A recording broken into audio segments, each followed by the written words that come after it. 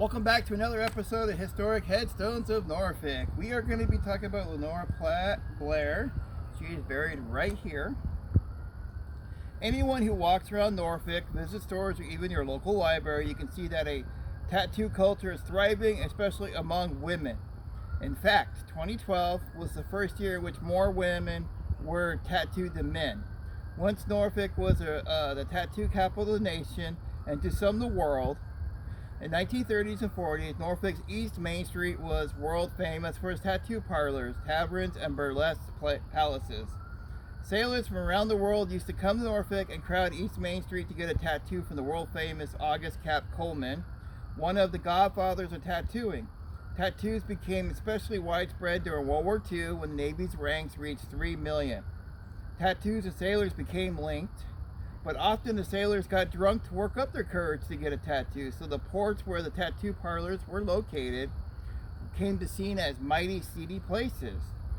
In Norfolk in 1945, there were about a dozen tattoo parlors to choose from. Word began to spread that if you needed an eagle or USN on your arm, Norfolk was the place to get it.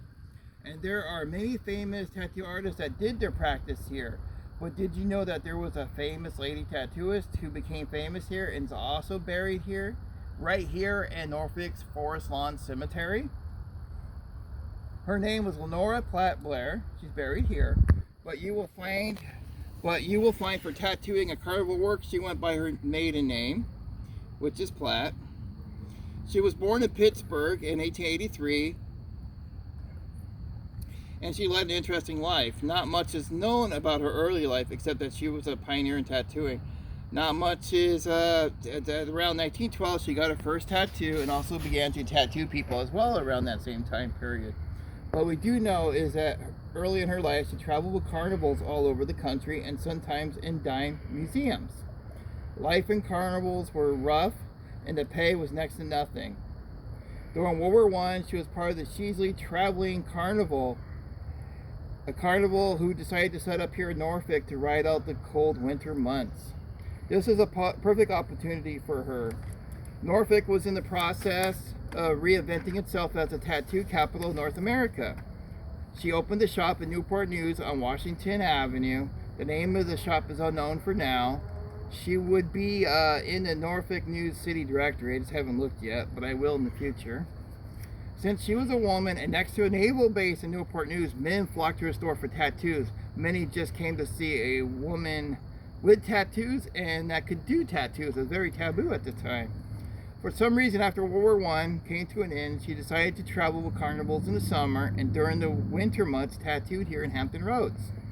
Carnivals were probably the best way for a woman at the time to advertise her particular skills. Eventually, she opened up a shop on East Main Street with some of the best talents in the country. In a 1919 Billboard ad, Lenora was employing 2 other ladies at her store because business was booming. She was one of the first lady tattooists in the world. A year later, her competitors were advertising for women artists to join them so they can compete against her. She was married 5 times, none of her husbands were in the tattooing world, and none of her marriages lasted very long. No one knows for certain why they did not work out.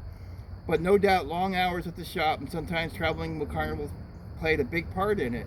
She had no children and retired in the 1930s due to illness. She died October 28, 1960 at the age of 77. She's buried here at the Forest Lawn at Northeast Center 2, Block T, Space 5.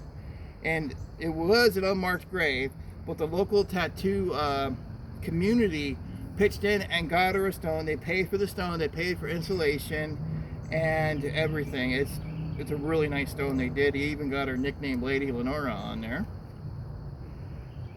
But she was a remarkable woman who had to face discrimination and sexism in a field that was heavily dominated by men.